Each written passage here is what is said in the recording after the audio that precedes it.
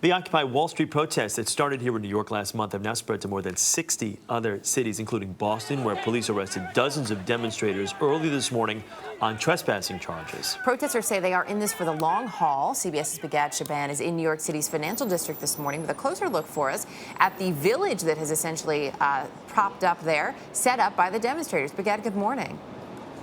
Well, guys, good morning. The protesters acknowledge they're still without a long-term vision or plan, saying their focus right now is recruitment.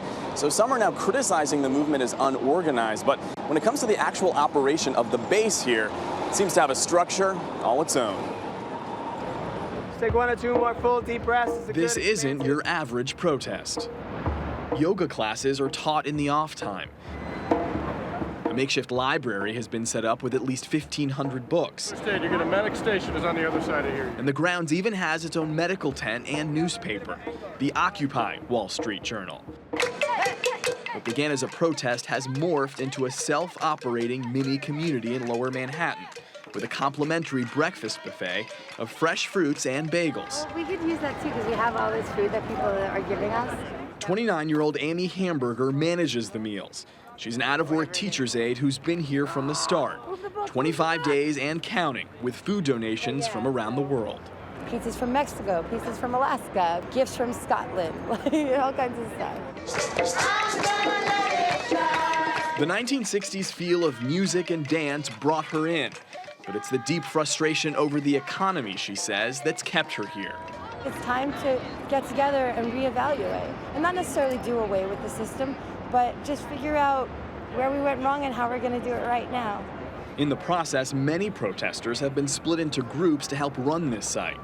Everything from the live web feed to recycling and trash pickup. James Jordan is 26 and nearly 1 year into his search for a full-time job.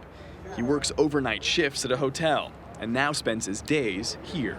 It's not easy. It's not easy. I mean, I've got a college degree. I'm thousands of dollars in debt, tens and thousands of dollars in debt. He and others hungry for change. Amy Hamburger says she'll be there to make sure they get the food they need to see it through. Right now, this is my life, and it's going to be my life until it's not anymore. Everybody here! Still, organizers admit their movement is without long-term direction, making the day-to-day operation of its headquarters perhaps more organized than the protest itself. Meanwhile, the marches continue, including one set here for this afternoon dubbed the Millionaires March.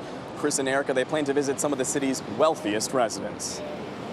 Yeah, actually planning to march to some of their homes. Be interesting to see where that takes them. Bigad Shaban, interesting piece. Thanks.